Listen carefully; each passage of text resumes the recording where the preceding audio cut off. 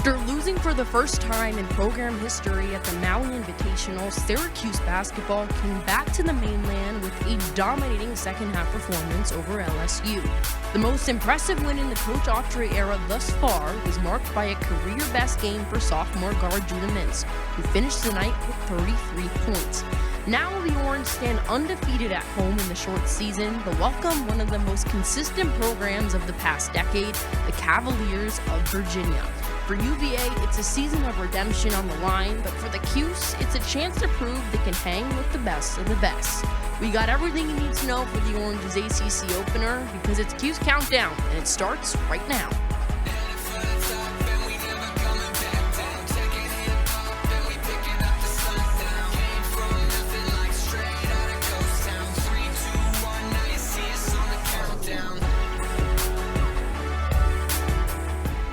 Hello and welcome inside the CitrusTV studios for another episode of Cuse Countdown. Chloe Smarz, Srikar, Rajendran, Sklar talking Syracuse and Virginia ahead of this Saturday's matchup down in Charlottesville. It's ACC opener for both sides. Orange and Cavs both coming away with the win in the ACC-SEC Challenge. We'll get to UVA in a little bit, but we got to start out with the impressive performance from SU Tuesday night. Syracuse with the 80-57 win over LSU to stand at 5-2 on the season. Guys, a bit of a slow start for the Orange, but came out in the second half strong. It all kind of just seemed to gel together. Offensively, multiple people getting involved. Defensively, only holding LSU to just 2 threes all night. Srikar, biggest takeaway from the winning is over LSU. Well, Chloe, you're 100% right. I think that first half was definitely a little bit questionable, but that second half was easily the most impressive half I've seen from the Orange all season. Right? Like, they had everything going. The offense went off. 80 points, 52% from three. They did a great job on the glass, and it really seemed like SU righted some of the flaws they had earlier this season. Overall, complete win, and I think this is a huge momentum swing for the Orange. Yeah, two of the most impressive things about that second half is, one, the offensive rhythm that Syracuse found, of course, led by Judah Mintz and Chris Bell sinking their shots, but they were really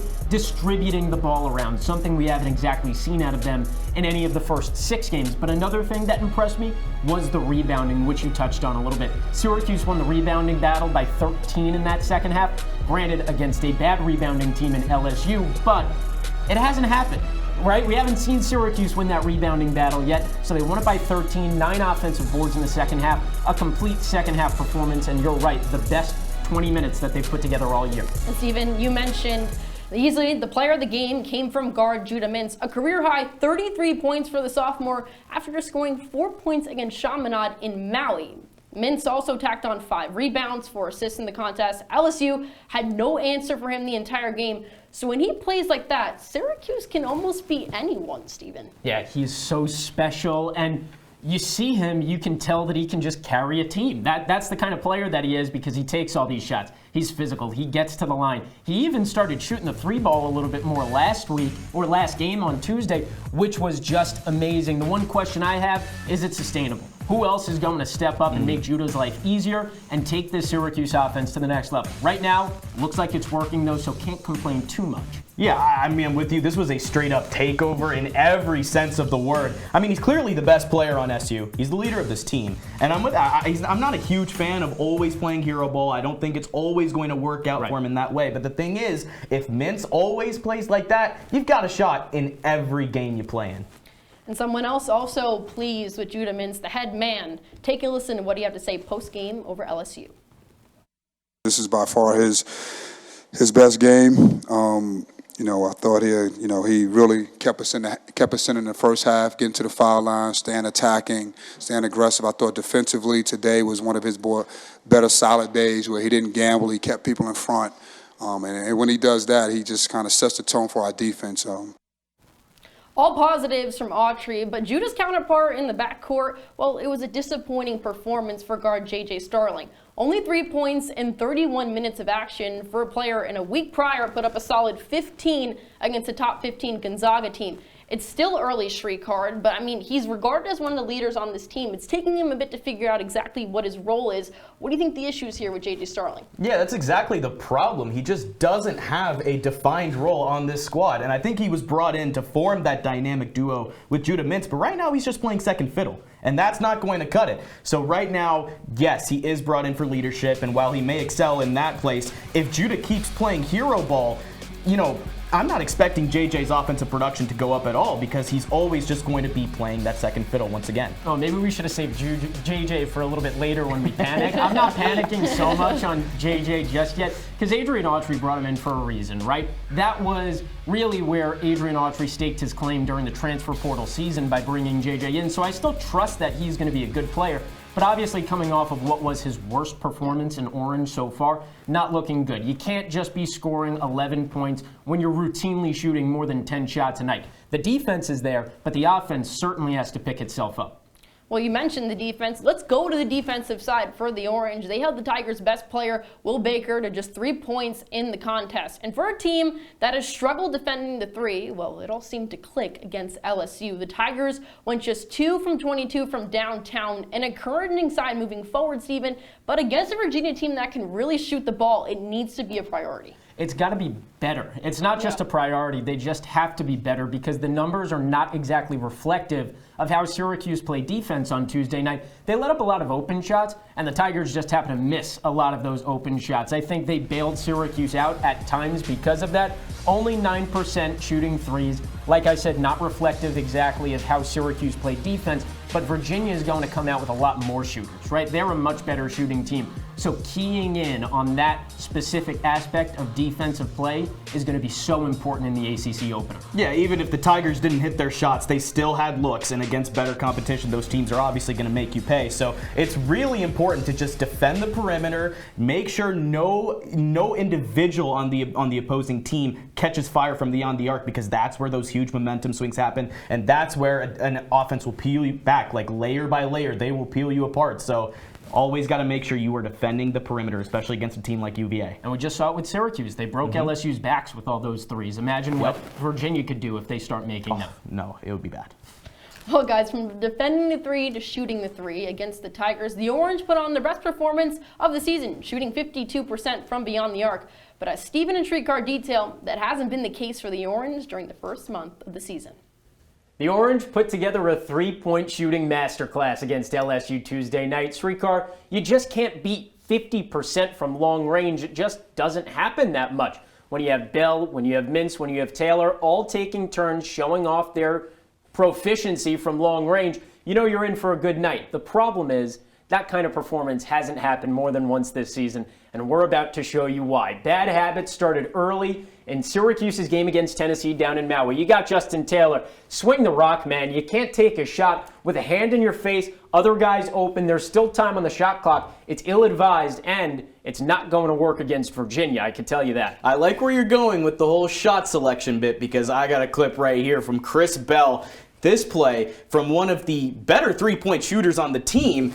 Why are you taking this shot with about 24 seconds to go in the shot clock? Look at all that space in the paint. Drive or kick it out. Get an extra pass. You need a better look from three right there. And defense turns to offense because Gonzaga scores right after that. It makes it a lot easier for your opponent. So you need better looks or else the opponent will take advantage. Yeah, you can take plenty of examples from the Gonzaga game or the Tennessee game. I'm going to go back to the Tennessee game for just a second because you got a bad shot from Judah Mintz here. Look.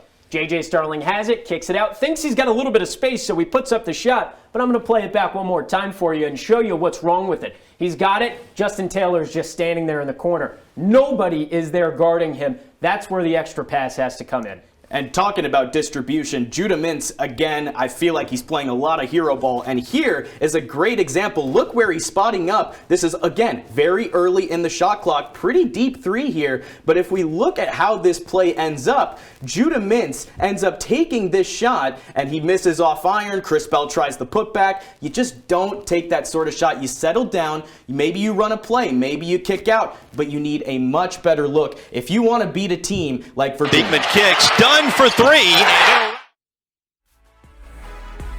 And when we come back here on Cuse Countdown, we meet the Cavaliers of Virginia, last year's ACC regular season champs, hoping to make a deeper run. Plus, Steven breaks down UVA's historic season in the Tony Bennett era.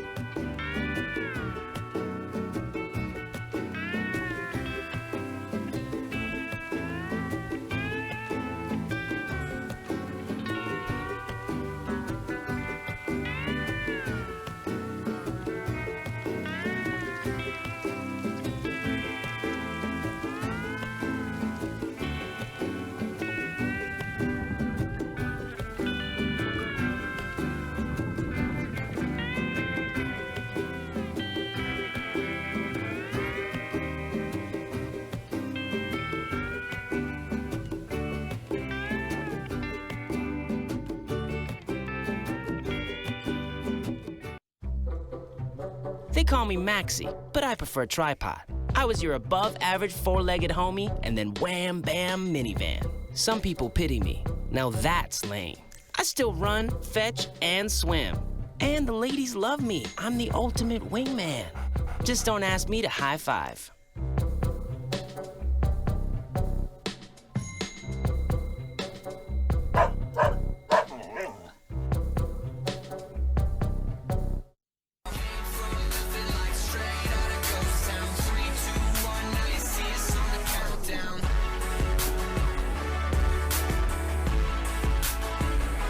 Welcome back inside the studio. Steven Sklar, Srikar, Rajendran, and Chloe Smarz getting you set for Syracuse and Virginia down in Charlottesville. We've discussed the home team. Now it's time to meet the visitors. The Cavaliers squad that fell out of the top 25 with a loss to Wisconsin last Monday.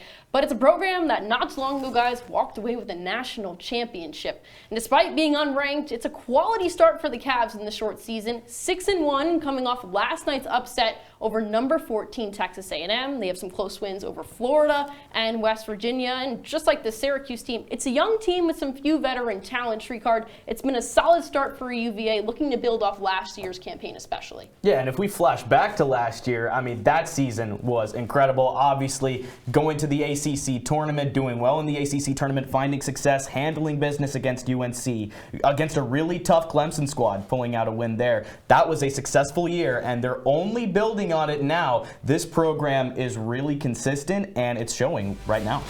Maybe this is the pessimist in me, but I can't get the bad losses out of my head. As much as they've had some good wins, I can't get the Furman loss out of my head from the NCAA tournament last year. I can't get that bad Wisconsin loss out of my head from earlier in the year. Of course, they've made up for it with some good games, and you could even argue that those bad losses are just going to motivate them even more to do well as the season continues. But they have to show to me first, and doing it against Syracuse might even be a test for Virginia just as much as it is a test for Syracuse. Well, as of late, it's been down to the wire when Syracuse matches up against Virginia. The Orange have yet to get a win against the Cavs since 2019, but don't let that fool you. The last 4 contests between UVA and SU decided by an average of just 5 points. But just like Syracuse, Virginia has built a culture off history and excellence under head coach Tony Bennett, as Srikar and Steven break down the history between these two ACC foes. Syracuse and Virginia have been conference mates going on 10 years this season. Since then, the two squads have met 15 times, a great benchmark in their all-time history. In those contests, SU has come out victorious just 3 times. Call it a one-sided affair because almost every time the Orange meet Tony Bennett and the Cavs, only one party has consistently remained on top. Although SU came close 4 meetings ago during the conference tournament quarterfinals. It's 2021. The Cuse are on the verge of a trip to the Big Dance. But before the eventual Sweet 16 run, Reese Beekman sent a dagger into the hearts of SU fans with one shot. Syracuse left Greensboro tails tucked between its legs with a 72-69 heartbreaker of a loss.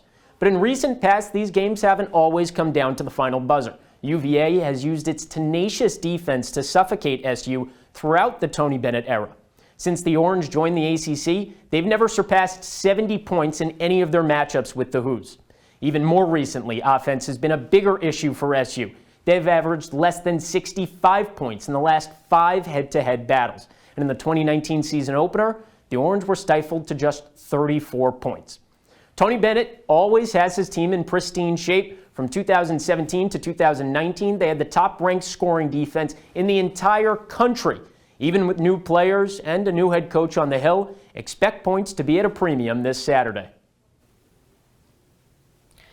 And Steven mentioned it, a big key to the Virginia success as of late is thanks to guard Reese Beekman. Last year's ACC Defensive Player of the Year tested the NBA draft in the offseason, but ultimately deciding to return to Charlottesville for his senior season. Beekman, Virginia's all-around best player, a preseason first-team All-ACC selection, leads the Cavs in both points and assists per game. Srikar Beekman doing it all for Virginia on the hardwood. Yeah, I mean, he's a team player. Great distributor. He gets everyone involved. And overall, I think he just knows how to facilitate this UVA offense. And when we contrast him with a guy like Judah Mintz, Mintz is more of a scorer. He's always, again, I hate to keep saying this, playing hero ball. Let's just get that out of the way. I think they're two pretty much polar opposite players in the sense that one can distribute and the other pure scorer. Yeah, and it's going to be interesting to see how they perform when they share the same stage because, like you said, Judah is, playing hero ball and scoring a lot of points for this Syracuse team. Reese Beekman, although he's leading the way for the Hoos,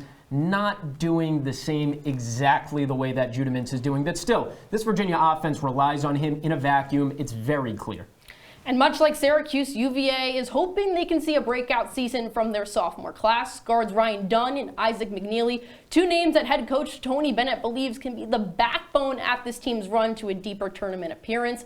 Both players rank second and third on the teams in terms of scoring. One does it on offense, one does it more on defense, Steven. It's very important for these two younger players to step up with a lot of loss of veteran talent over the offseason. Like you said, not carrying the team, and like we just said, Reese Beekman's obviously going to be the Batman of this team, but he's got a couple of Robins too, and Ryan Dunn is that number one guy because just looking at the stats, second in points on the team, first in rebounds, tied for first in steals. So doing it all on both ends, that's very important. You've got the offense, you've got the defense out of this guy. He's just one of those young guys that Tony Bennett seems to get to step up at the right time. After a year of development, seems like he's in a much better place. And, Tony Bennett's been great at that. Ryan Dunn is just the latest project of his. I like that you took a more X's and O's angle because I was going to talk about this more from a leadership perspective. It's really not often that you see sophomores acting like seniors and being those type of, leaders for their team. I think it's a testament to the culture that Tony Bennett has brought in. And I think it's really impressive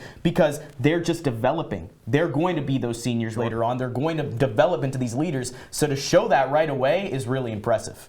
Well, under head coach Tony Bennett, guys, UVA has always been a very solid team on defense. And to start off this season, it's been no different. Ranked number one in scoring defense and blocks in the ACC. They run a pack line style defense, one of the best in the country in executing that style, Srikar. It's why Virginia has been a consistent team over the past 5 years or so. Yeah, I mean, the MO of Virginia and its consistency is the defense, right? It's been their kind of backbone. It's been how they've run this program for so many years to success, right? And if you're going up against a team that's turnover prone, I mean, this is just a bad recipe, right? Like, I think you got to stay patient. You got to get the right shots. But at the end of the day, if you turn the ball over, Virginia will make you pay, and it'll be ugly if those turnovers happen. You see it on the screen right now. First in scoring defense, first in blocks, second in steals. That's just in the ACC. But nationally, Virginia is one of the best defenses out there too. Second nationally currently. And there's been a stretch for many years since Virginia kind of moved into the limelight of national attention where they were just number one nationally, number one nationally for 3 straight years from 2017 to 2019. And they follow those seasons up by being second nationally, fifth nationally. It's just like every year they have another great defensive team. And Judah Mintz and company understanding the tough task at hand, going against a stout defense in UVA. I've seen UVA before. To be honest, I've seen them twice. Yeah. So I know how they play. They gave me a little trouble here and there, but I don't see them as it doesn't fear me. If that makes sense. And when we come back here on Cuse Countdown, our analysts explain if it's time to panic for the Orange. With the ACC opener on the horizon, should we be concerned over SU's start in the 2023 season? All that and more after the break. Welcome to my house. Lately, not my happy place. Everybody's pretty tired of each other. The parents were not themselves. my little brothers were morphing into small creatures. The walls were closing in. Clearly a case of too much family, too close, 24/7. And there's a lot of that going around right now. If this sounds like your house, try going someplace new. YourLifeYourVoice.org. You'll find lots of ideas to help you handle the family stresses of being confined to close quarters. YourLifeYourVoice.org. It might not get you out of the house, but it could help you find a little more breathing room.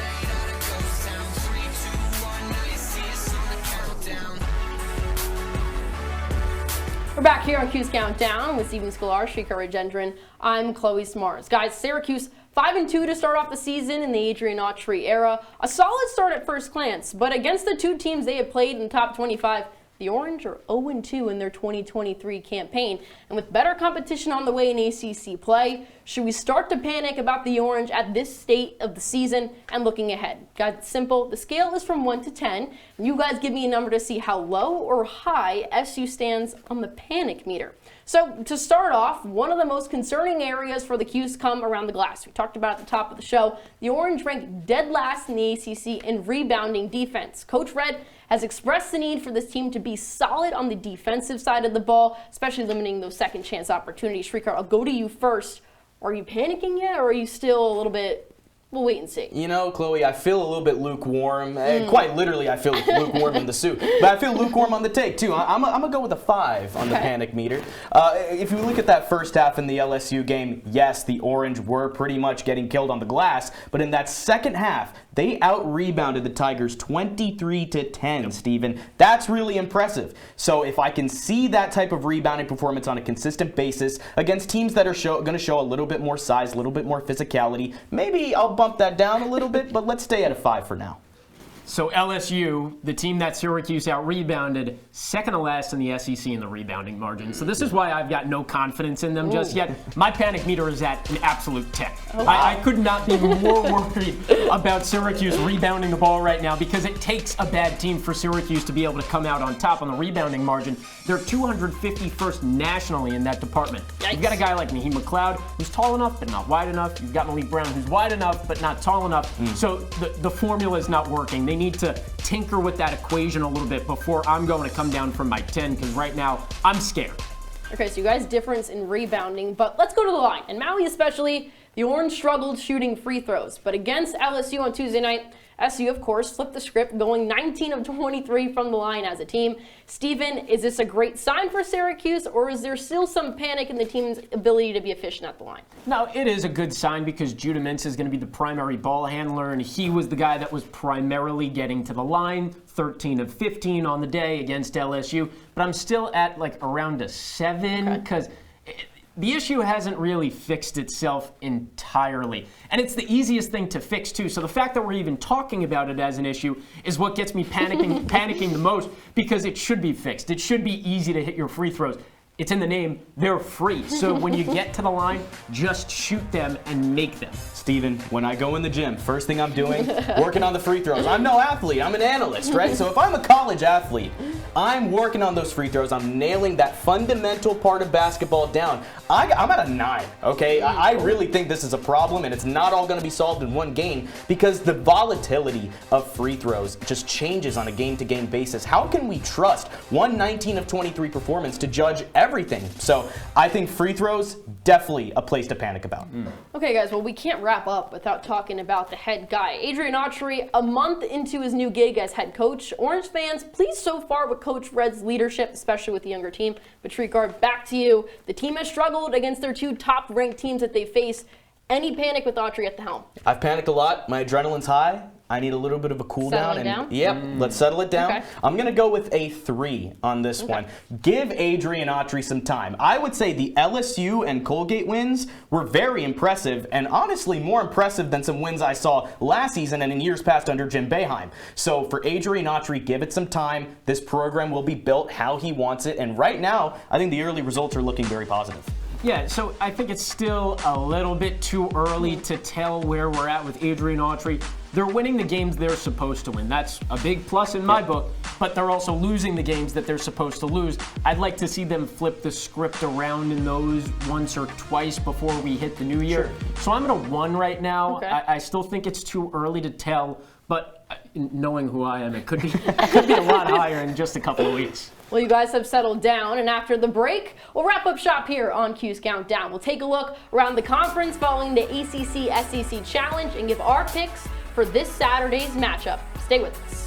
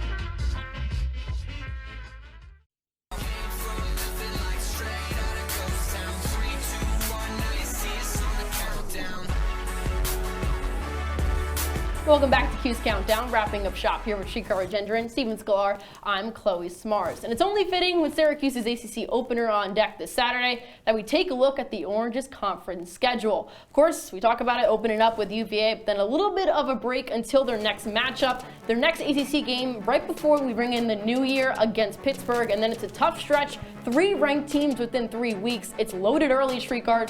What sticks out to you? Well, I'm looking at the Virginia game because there's a lot of weight that comes with that. It's their first test against an ACC foe, and excluding Maui, I think Virginia's the toughest team SU has faced so far. So that's really going to set the tone, and I think me, along with a lot of SU fans, are looking at that Duke game, looking for a win there. So those 2 games are the ones that are really sticking out to me. No, see, I'm totally against you because I'm tired of talking about Duke. Syracuse never beats them. It's not actually a rivalry. Fair. But the Pittsburgh game is where I really set my focus on because after Virginia, which is obviously still going to be a tough test for this young team, Pittsburgh's one of those teams that's on the bubble of the NCAA tournament right now. That's where Syracuse needs to get. That's where we hope they get. But right now, they still have to win the games against other bubble teams to prove that. So a win on December 30th against Pittsburgh could go a long way in shaping our thought on what Syracuse is as a team. Well, now looking at the conference from a seeding perspective, only a handful of games, most teams not even playing ACC conference games yet. But how it's panning out so far, former Orange Joe Girard and company at Clemson at the top of the conference. Then you have your typical Duke, UNC, UVA all in the mix. But Steven, thoughts about how the conference is going to plan out? The conference is going to play out in a way that we typically see where Duke and UNC are at the top, and you kind of you're feeding me the point right now because Joe Girard and Clemson, they have a good team too, and they're going to be tough to beat. And you know, Joe Girard returns to the Dome on February 10th, I believe it is, so that's going to be a tough test for Syracuse too. Winning those conference games, though, is important, so Syracuse is going to have to do it even against the tough guys. Steven, you're stealing my thunder here. I mean, I was going to say the exact same thing. The ACC is the ACC, right? You'll have Duke, you'll have UNC. Clemson is very tough this year. So, I mean, a lot of tough outs on this schedule for sure. And bringing it full circle to this weekend's matchup, we can't finish the show without hearing your guys' pick. Srikar, do the Orange open up ACC play 1-0? Sadly, no. I gotta go 65-57. That is going to be my score for this one. Honestly, it just comes down to UVA being at home, having that home court advantage, and they're going to capitalize off those turnovers. I mentioned it earlier. It's going to happen again, and that will be the pitfall for SU. Yeah, the Cavs just have the better defense. I mean, Yeah. there's no other way to say it. They have a great defense, and Syracuse struggles against great defenses. I have this as a 67-60 UVA win. It's a sweep from the three of us. It always is if you watch Cuse Countdown all the time when you see us three also got UVA 70-62. Well, that will do it here on this episode of Cuse Countdown. Be sure to check us out on X and YouTube at CitrusTV Sports. From the three of us and our amazing producing crew saying so long and enjoy the game and enjoy the full show, guys.